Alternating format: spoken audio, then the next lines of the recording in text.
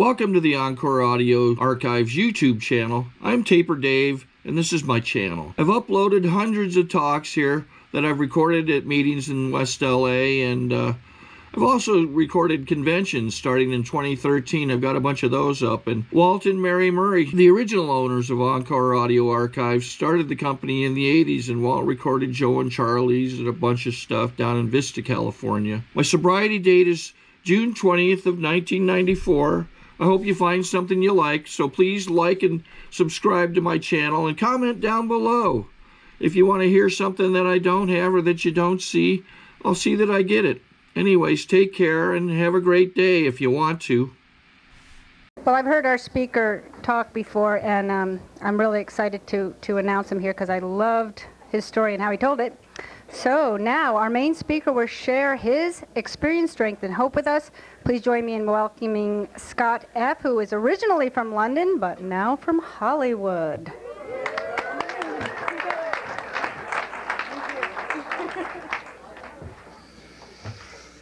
I'll stop. I'm Scott, I'm an alcoholic. I know you're thinking, corporate lawyer? No. Now you mention it, no. Not a doctor, but I did play one for years. I'll explain in a bit.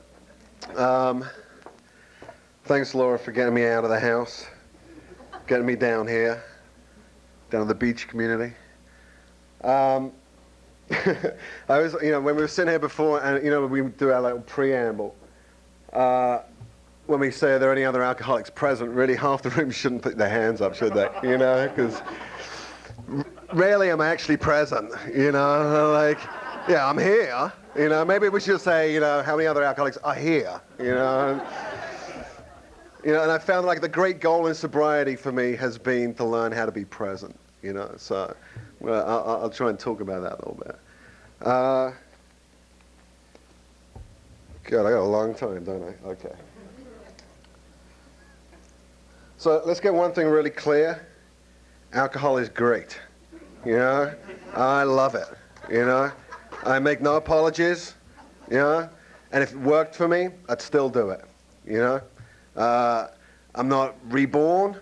I miss it from time to time. I don't miss the effects of it, the consequences of it. But I miss it. It's like,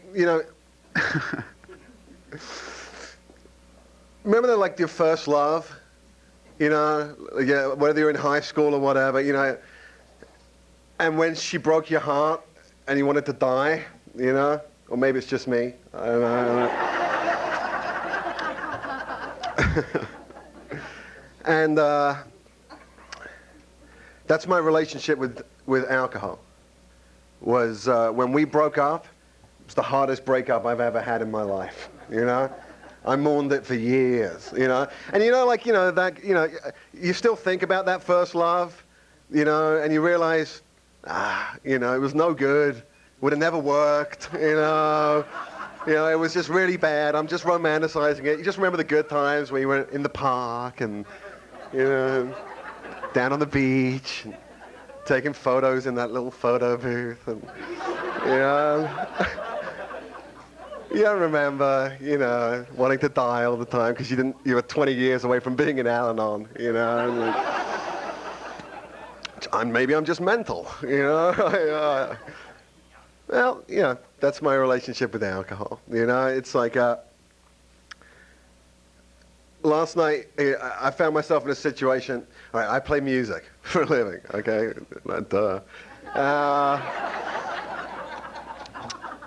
So last night, my band says, we're getting ready to go on tour. We just finished an album. We're getting ready to go out.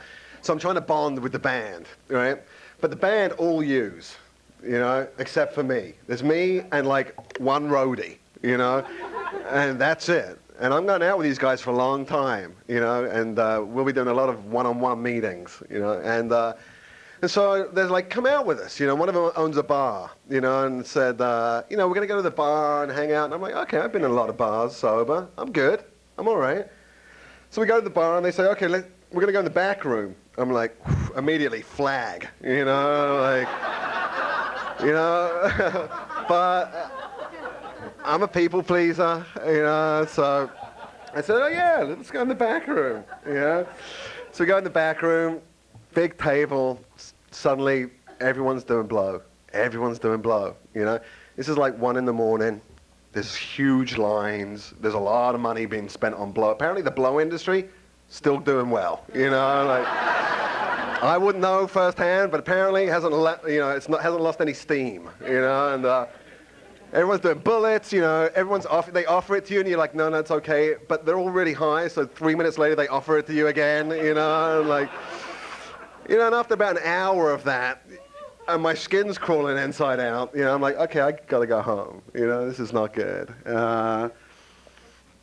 You know, but for a moment, I was telling Jody on the way down here, I was like, you know, for a moment, I was like, okay, how do we get away with this, you know?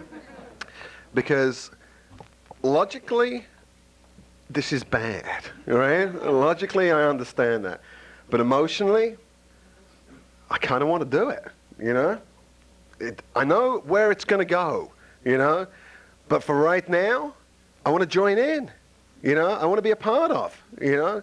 And so I started thinking it all the way through, you know, like I've been taught to do, you know, about how, like, you know, I'll do a little bit, and then I'll, like, leave, you know, and then I'll go to the ATM, you know.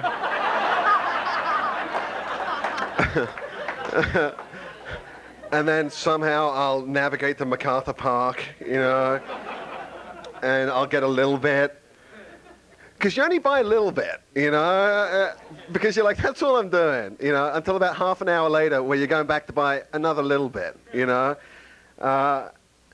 You know, and I just thought it all the way through, and, you know, all the way up to the point where I went, okay, you know, my friend Dan has my gun right now, because I had a little suicidal ideation a few years ago, you know, and I gave my gun to my friend. I said, you should hold this, you know, because I'm in trouble. And I'm thinking, you know, I'll just go by Dan's, I'll tell him I'm selling the gun, you know, I'll just get the gun back, and then I'll sell everything that I have, you know, do as much blow as I can until I run out of blow or money, you know, and then I'll just kill myself. And it sounded perfectly fine, you know, it's just, you know, this is an alcoholic mentality, you know, I'm just like, you know, that's okay, you know, look, I did better than I ever thought I would, you know, like, already, I'm on an upswing, I came out ahead, you know. And that's what I wanted to do, and instead I went home, went to bed, you know, and got up at 8 o'clock this morning and got my daughter, you know. Because what I've learned in sobriety is I can want to do anything.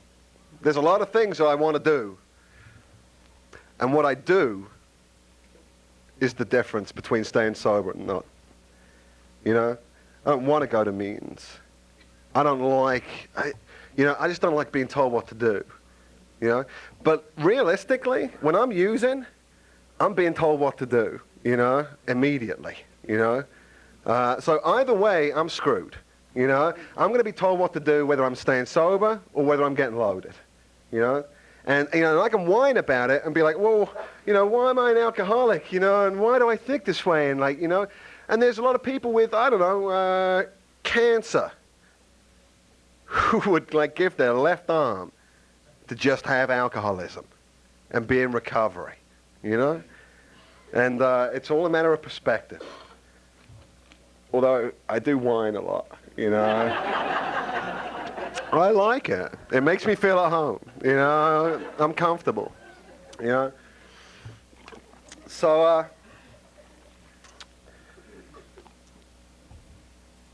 okay, I got sober at a place called the West Side Alano Club. It's not Rodeo, you know. It's like, these are real alcoholics, you know. I walked into that room, my first ever meeting. There were many people who didn't have teeth anymore. You know, there was a lot of people who had already been through the ringer. I had no doubt in my mind they were alcoholics, you know. And I walked into the room, and I got to tell you, you know, my first feeling was revulsion. You know, I could not believe that I was here, you know, because I'm so better than everybody, you know. And I'm thinking, this is a terrible, terrible mistake, you know. And my second feeling was, you know, immediately, and I'm the lowest piece of shit in the room. Immediately. Because alcoholism for me is not about alcohol. And that's the pamphlet that's missing, by the way, you know. If you're new, you can read all the pamphlets, but the one that they really should print should be called Nothing to Do with Alcohol. Nothing to do with alcohol.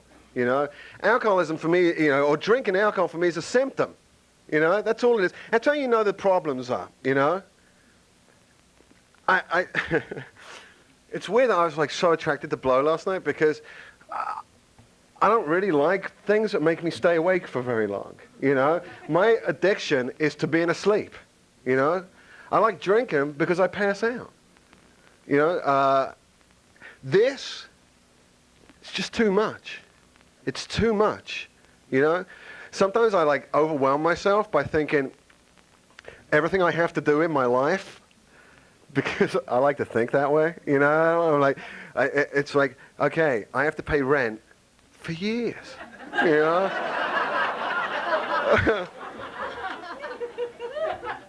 How am I going to do it, you know?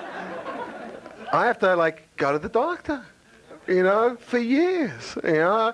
I have to like pay child support, you know. I have to pay for my car. I have to pay for food. I have to eat every day, every single day, you know. You know, I have to clean my place. I have to make phone calls. I have to pay for those, you know, like to the point where I'm just like catatonic with fear, you know. And that's what I am. As an alcoholic, my natural place is fear. It's just fear. And that's why I like being asleep, because I'm not afraid anymore, you know. I like being asleep, you know.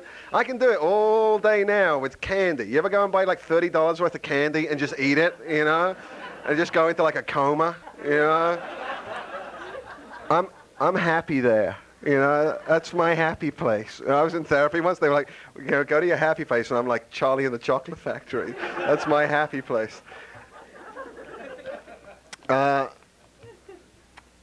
So yeah, so I walk, you know, so I remember listening to like the first couple of people I'd ever heard. I never knew anything about AA. Never heard of AA. Didn't have any friends that were in AA. It was a brand new experience to me. I got sober when AA were like, was a little less popular. There weren't any sitcoms, you know, with characters in recovery.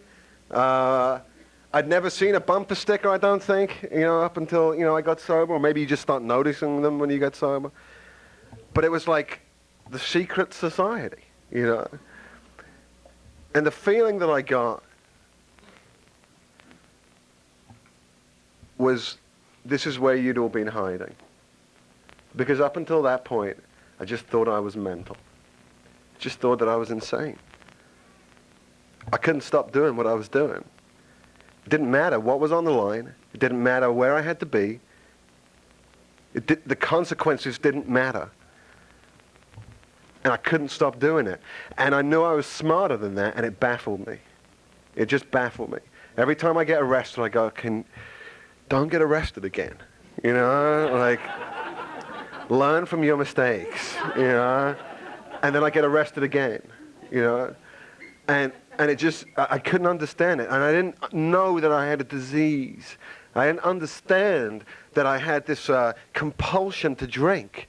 That no matter what, as soon as I drank, all bets are off, you know. I just didn't know. I'd never heard about it, you know. I didn't know it was a disease. And when it was explained to me, it blew my mind. Because, you know, suddenly I understood.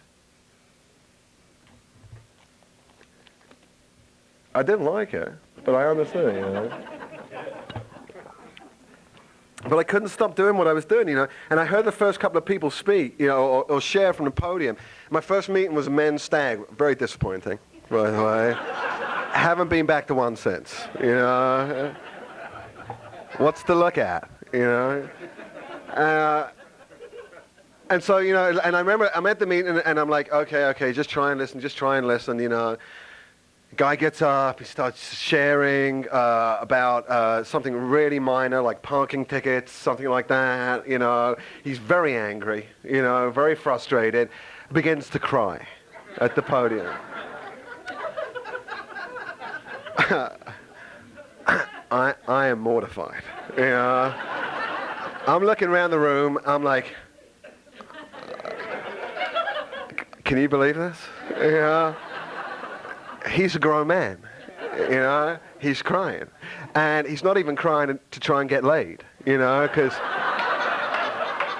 it's just guys in here, you know. And, oh, don't tell me you haven't done it, okay? Don't try and act better than, all right? And, you know, and I can't, you know, like, I can't believe it, you know. Second guy gets up and starts talking about, you know, incest with his sister. These are maybe not the best two to start with for me, you know. I would have liked to hear a little bit about drinking, you know. And, you know, and he starts talking about shame and guilt and whatever, and that's all I really remember from the meeting. And then the guy that brought me to the meeting split and, like, left me at the meeting, you know. And I didn't know where I was, because if I wasn't at Pico and Hoover or Ocean and Rose, I don't know where I am in LA, you know. That's it. So I'm like, okay, well, he'll come back, you know. And then an hour and a half later, another meeting starts, you know. So I'm in another friggin' meeting, you know. And, you know, by the end of the night, they make me a member of the West Side. I didn't know, you know, you could be a member, but I was made a member, you know. I like being a member of something, you know. So apparently, like, you get, like, it was very prestigious to have a ceramic cup.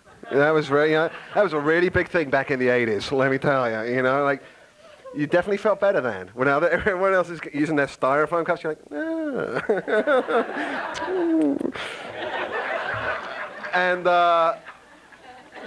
And you were allowed to play pool, you know, if you were a member of the club, you were allowed to play pool. So they're like, at the end of the night, they were like, come back tomorrow, play pool. I'm like, okay, I have no life. You know, so I came back the next day, you know, and I kept coming back, and I kept coming back, and I got a week sober. And it dawned on me when I had a week sober that I had a week sober. And there was a guy, and I always like to tell this, because this was a moment, an awakening for me.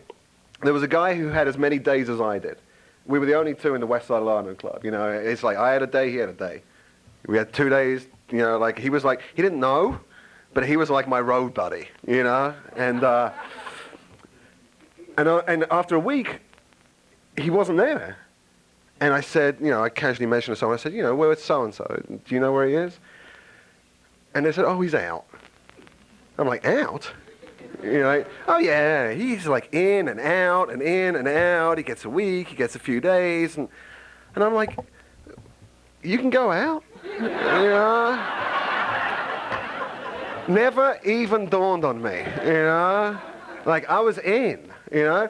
And my first thought was, you wasted a week, you know? Like a whole week, you could have been getting loaded, you know? And I made a decision, well, if you wasted a week, screw it, just stay, you know? Be done, you know? And I don't know what gave me the courage, you know? I don't know what gave me the courage. But that was my decision, you know, and I've never relapsed, you know, and maybe I'm in a minority, but I've never relapsed. Relapse is not a part of recovery. Two separate things. Relapse is relapse, recovery is recovery. I don't judge anybody for relapsing, because God knows I've wanted to. And God knows I've been in situations where I should have and could have, you know. One time, I was like 7 years sober, I was going through a divorce. By the way, horrible. That whole thing, you know. Well, I just realized I offended all the AA couples. Like, okay, yeah. So, because like, it's never gonna happen to you and me, honey. Yeah, okay. We love each other, right? Yeah. Let's buy a house together. Don't do it. You buy the house, she'll live there, you know. So I'm going through a divorce. I had a kid. My baby's like a year old. I'm losing everything. I'm not feeling too good about life. I decided I'm going to drink. it's like a 6-month decision, but eventually it led up to I'm going to drink. So I go to a liquor store in Montana called the Duck Blind, and I'm in line at the Duck Blind, and I'm looking, I'm going to buy a bottle of vodka because screw it, I'm done. I gave it a shot. I'm in a lot of pain. You don't understand. A lot of pain. And I'm in line, and from behind, hey Scott, how you doing? And I turn around. It's my friggin' sponsee.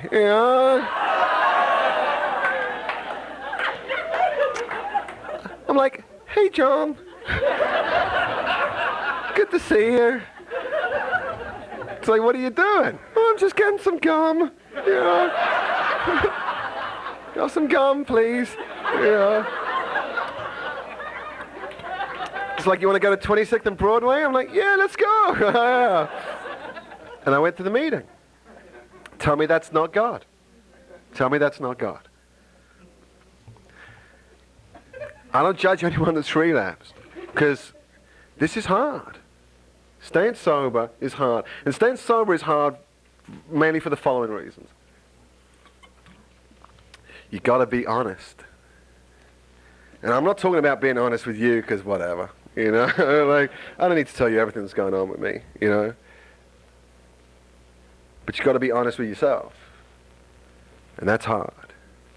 Especially when you've lied to yourself for years. And the hard part is when you've lied to yourself so much, you believe it. And it becomes a core belief. And I walked into this program, unbeknownst to me, with core beliefs, such as, no matter what I do, no matter how successful I am, I will always be unlovable. Now, that's very important to be right about. So what I did was I made sure that happened. And anybody that got close, I push away. And I struggled with that for years. And I still struggle with it to an extent now. My mom's a drug addict. My dad's an alcoholic. My mom's still a drug addict. She was out here last week. You gotta understand, my parents are like welfare people, all right? They keep winning trips to Hollywood, They've won 3 in 2 years, I don't know what's going on, Apparently, the first amends I made wasn't good enough,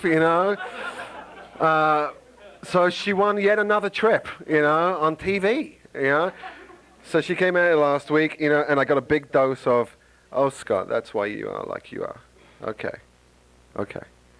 You're not mental. That's why you are like you are. She is incapable of loving. Incapable. She really wants to, But she can't. And I was really angry for a long time. Because, I left home when I was 12. Because, for many reasons. But the 2 big ones were, she incested me. My earliest recollection is around the age of 8. Till I was 12, till I left home. If you're uncomfortable right now, sorry. This is my truth. And because she was doing that, she was having problems with my dad, so my dad would beat the shit out of me. And he put me in hospital over 30 times. And, I've had my cheekbones and my nose all reconstructed. He was a big man. He used to beat a little boy and beat him bad. And about the age of 12, I just went, if I got to deal with this for one more fucking day, I'm going to kill myself. And I'd already started drinking. And I started meeting other loadies, and they were like, just leave. And I left. And drugs and alcohol saved my life. Make no bones about it. Saved my life. Because if you're a kid and you got to deal with those feelings and you're doing it straight, you're going to kill yourself. So for me, drugs and alcohol were a great diversion. You know, they absolutely worked. They absolutely worked. And they worked for a long time until they stopped working. You know, and when I got sober, you know, they didn't have the pamphlet. You know, I was like, okay, I'm going to stop drinking. Everything's going to be okay. What they didn't say is you're going to stop drinking and now you're going to deal. I was like, when I started discovering that, I was horrified, you know? I was horrified. And what I've done, you know, in the last 14 years is had the courage to stay and deal. And I don't always want to deal, you know? And when one more time I trash another relationship, it hurts. But I know why I'm doing it. You know, and what I found, you know, a couple of years ago I started going to Al-Anon because it was just getting real painful, just real painful. And I thought I was going to Al-Anon for a breakup, you know, with another sober alcoholic. And it's all to do with my parents, you know? And look, I don't blame my fucking parents for me being an alcoholic. I think if I'd have been raised in, like, you know, Beverly Hills with, you know, the most loving, I'd still be me, you know? I still gravitate towards fear no matter what, you know? Given the option, you know, I still go, okay. I wake up in the morning, I go, okay, look, you got no money. You're going to be homeless. Where the hell are you going to store your stuff when you're homeless? You're going to have to kill yourself, you know? Don't admit to anyone you're in pain, you know? And that happens in about like a millisecond, you know? And what I do is I get up and I hit my knees, you know, instead of reacting to it. And maybe for me, the sobriety is like this buffer, you know, between the thought and the action, you know?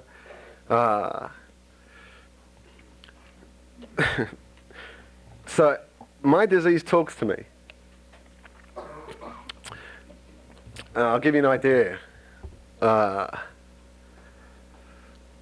You know, when I got sober, I took on like a bunch of commitments, because you do, because there's nothing going on in your life, you know, like, whatever, you know, you want to sweep? Okay, you know, does that mean I have to talk to anyone? No? Okay, good, I'll do that. By the way, if you're new, break time, horrible, isn't it? It's like, okay, I gotta mill around, you know, like, everyone knows everyone knows everyone, you know. So I'd be like sweeping up at the end of meetings, you know, and my head goes, what are you doing? And I'd be like, shh, I cannot talk to you, you know. I have been warned, you know. I knew this day would come, you know. And we go, no, I don't want to talk. I'm just asking how you're doing, you know. Like, I'm doing fine, you know. So you're sweeping. Yes, I'm sweeping. Anybody thanked you for sweeping? Not really. Oh, okay. Who are these people? They don't thank you. They expect you to do menial jobs. You know you're better than this. I'm just saying. You know?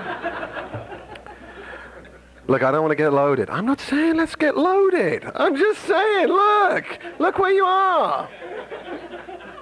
I'm not saying let's get loaded. A lot. You know? All I'm saying is you've been good for a while.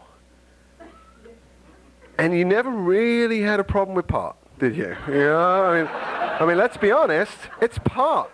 It's for hippies, you know? Like, if it was a hard drug, I'd understand, but it's just pot. And let's not get an ounce. Let's just buy a little bit, you know? Like, I'm not saying let's stay up all night, you know? Just a little bit. Who knows you better than me? I'm your best friend. I've always been with you. I've always protected you. These people don't get you. You know, and I followed through. And I've talked to people who have actually taken the action. And what happens is, as soon as you take a hit, that voice that supports and loves and, is there for you, goes, oh, you fucking idiot. I got you again. You are too easy. Now, listen to me. Put your pants on, get your shoes on, get your ATM card, because we're going out. But I don't want to go out. I don't really care what you want to do. We're going out. And you ain't done till it's done. And my great fear is not relapsing and dying. Because I'll be dead. It's like, game over. All right. My fear is relapsing and not dying. Because I don't want to do another 20 years. I don't want to do it. And who's to say I'm not gonna? Who's to say? See, we get this very skewed perception in AA. When we see everybody coming back and raising their hands, where we go, well, you can come back. But we don't see the dead people. Because they're not here to raise their fucking hands, Think about it, We get this very skewed perception that it's okay to go out and come back, or we can make it. But what if we don't make it, And I don't want to be that guy that goes out and has a few drinks and goes to the bar and gets a little tipsy and, is driving home and plows into the family and goes to, Folsom for 20 years. I'm not going to do well in Folsom. I'm 5'10", I'm not doing good, And prison is full of us. 90% drug-related crimes. Who's to say I'm not going? It's like, that's my fear. Is, okay, I'm not worried about dying, but I'm really worried about going to prison for 20 years. I have a real big fear of that. Call me a romantic, but... And if all I got to do is read this friggin' book, and go to meetings and write, it's like... I'll say to my sponsors, I'll be like, look, I've asked you to do a 4-step, okay? I don't really care if you stay sober, okay? I'm not sponsoring you so you stay sober. Let's get that really fucking clear, I'm sponsoring you so I stay sober, okay? However, do your inventory. Well, I don't know if I can, I'm really busy, got a lot of stuff going on. Well, mainly with her, but I got a lot of stuff going on. And I say, you know what, look, if I said to you, if you don't have your inventory done by tomorrow,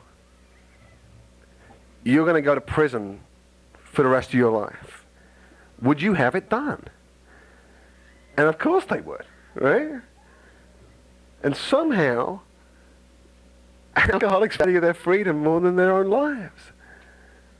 Because the reality is I don't know if I've got another day to postpone my inventory.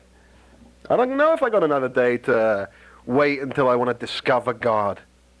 I don't know. Never ever underestimate the power of alcoholism. Ever. Because I have seen people in this program who I idolized, who I thought were the most dynamic, amazing people I have ever met, who were sober decades, drink and die. And you cannot become a celebrity in AA. It's very fucking dangerous. Very dangerous. It's like I got to be a part of this thing. As much as I speak at meetings, I clean up at them. Be a part of, remain humble. Because I got an ego that wants to kill me. All right, what I got, like 5 minutes? Okay. All right, so let's talk about God. There is no other part of the program. When people go, wow, what about that God part? What's the other part? Exactly. This program is God. Have you read the big book? Okay. Nobody at the time of the writing of the big book had more than 2.5 years sober. Have you been 2.5 years sober? I barely knew how to get a job, you know? I was just starting to, like, you know, go to doctors. And, you know, like, they wrote the big book. Tell me it's not God-given. And, you know, they were a bunch of alcoholics. I know we love Bill and Bob, but they were a couple of alcoholics. They were pretty scandalous, you know? You got to be really fucked up to start AA, you know? Really. You know, because we have a hard enough time deciding whether to be in, to be out, you know. They were like, I'm so fucked up, I'm starting it, you know. I'm writing all the rules, I'm doing everything, you know. So, I understood when I looked at the steps, I understood, you know, like step one, I went, oh yeah, I am powerless. Absolutely, because when I want to stop, I can't stop. But I got to like steps 2 and 3 and I went, I think I'm just going to skip those ones. I don't like that, you know? It's like gobbledygook, you know? I don't really understand that. You know, I kind of neatly bypassed that as a child, you know, like, I don't think we need to revisit God, you know. And so here's my analogy. I walk into these rooms. And when I walk into these rooms, I am carrying a huge bag of shit. And in this bag is everything that I hate about myself and you and life. Every bad memory, every terrible decision, self-hatred, self-loathing, incredible feelings of self-pity. I carry this bag and it's so heavy. And I walk into meetings and they go, does anyone want to share? And I go, yeah, I want to share. And I open up the bag and I pull something out. And I go, look at this. And people go, wow. I'm like, yeah, it's pretty heavy, isn't it? That's from my bag of shit. And people are like, wow, that's some bag of shit you got there.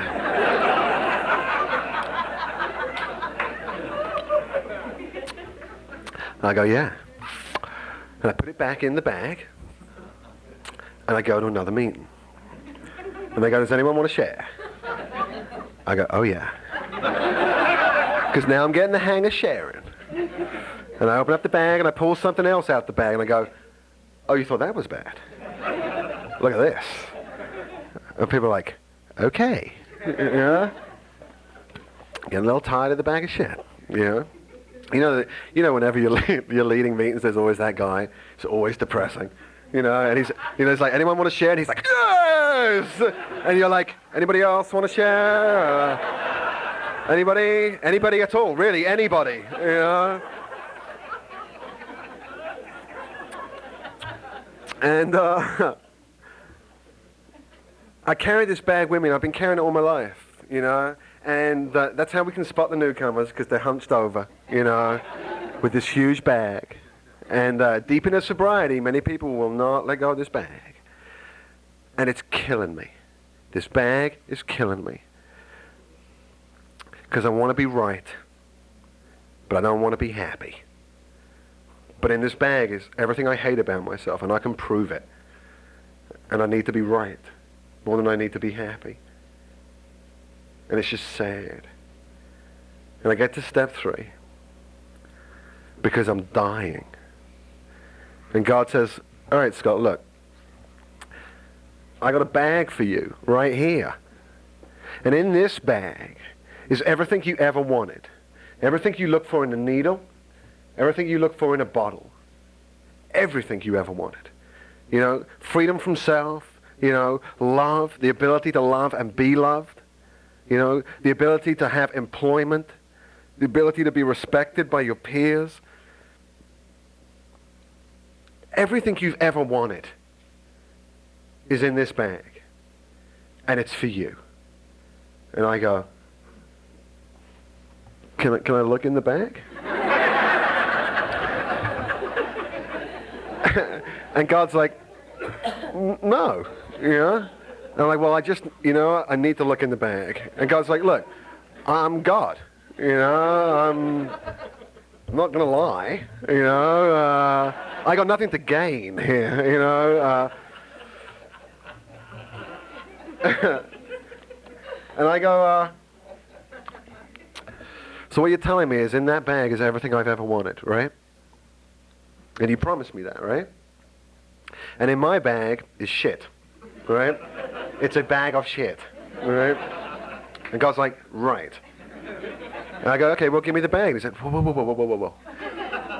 You can only have one bag. And I go, hold on a minute. Do you know how much effort is in this bag? Do you know how many years of expended energy is in this bag? Years. God's like, you can only have one bag. And I go, okay, I'll get back to you. And then I have to sift through my bag for a couple more years, you know, deciding I could get rid of this one, but this one I like, you know, this is good. And when I'm really ready to relapse or ready to kill myself, I get down on my knees. And I ask God to take my bag of shit and give me the bag that he promised me. You know, and I say the third step prayer. And I offer myself to God. Because I need freedom. I need freedom, man. Because I'm walking around on the outside free as a bird and not free at all. You know? Freedom from self. Because this is a disease of perception. And thank God what's going on in my head is not going on in my life. And if all I got to do is come to these meetings and do a bit of writing and talk with other people about steps and go out to coffee and sponsor other people, that ain't nothing. It ain't nothing compared to what I got to do to stay loaded. It's nothing, you know? And I think the trick is, how do you build enough self-worth in order to do the steps? And it's like a catch-22. You do the steps in order to build self-worth. Because I got to believe I'm worth saving. When we relapse, this isn't about good or bad. It's not about willing or not willing, because God knows I've been willing and still haven't. It's about, am I worth saving? Some days, not so much. Some days, the best I can do is like get out of bed. You know? Because as long as I'm sober, and the amount of years of recovery I have, my disease is also 14 years progressed. And it sits with me in this meeting, and it's listening to every fucking word I'm saying, and it's taking notes, you know? And it goes, shit, he knows about that. Okay, different tactic, you know? It doesn't tell me to get loaded, because it knows I know better. It tells me many, many other ways to get into enough pain. So the end result is, I get loaded. You know? And thank God for you people. And thank God for telling me about this program. You know? And I owe you my life. And I can't ever repay you. But I'll try. You know? And thank you.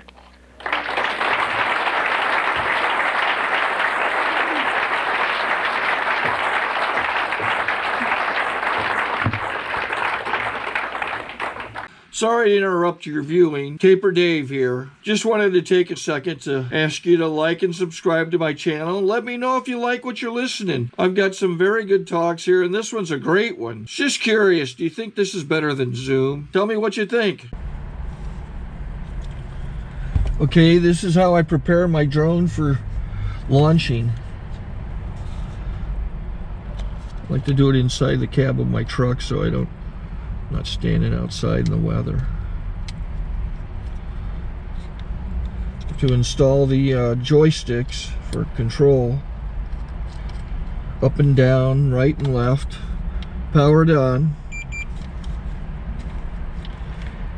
I have an Android phone that I use to connect it to the drone with, and it's actually controlled through the iPhone, through an app. Oops, wrong way. It's actually controlled through the iPhone, or through this Android phone, through the app. It's actually controlled through the Android phone through an app, and you connect it through this short connection right here.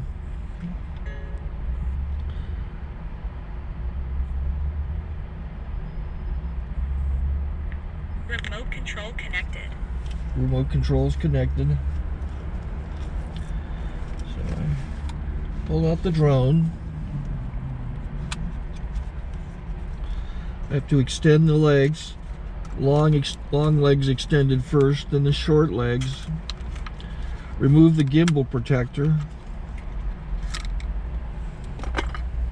Set that aside, then power it on one short burst and one long burst. I lay it down. So I have to go to calibrate. So the drone's not connected yet. It shows you here as this drone gets disconnected, even though the remote's powered on. So the drone has to establish it's connected. So I go into the app to calibration mode. First I'll calibrate the remote controller. Start calibration. Out, in, oop, out, in, up, down, and then this little wheel is to control the gimbal. So it's calibrated. Go to gimbal calibration, start calibration, and then it calibrates the gimbal. I don't know if that shows up. The gimbal's moving all over the place. Changes, you can see it on the video. And I'm calibrated to take off. It's acquired 7 satellites at the moment. There are 26 satellites up in the sky, which it has to acquire before you can take off. So it's connected. It's got enough satellites. This is white. I can go to press this little arrow button, swipe right to take off, and it would start the motors if I slid this to the right, but I'll wait till I get outside. Don't want to do it inside.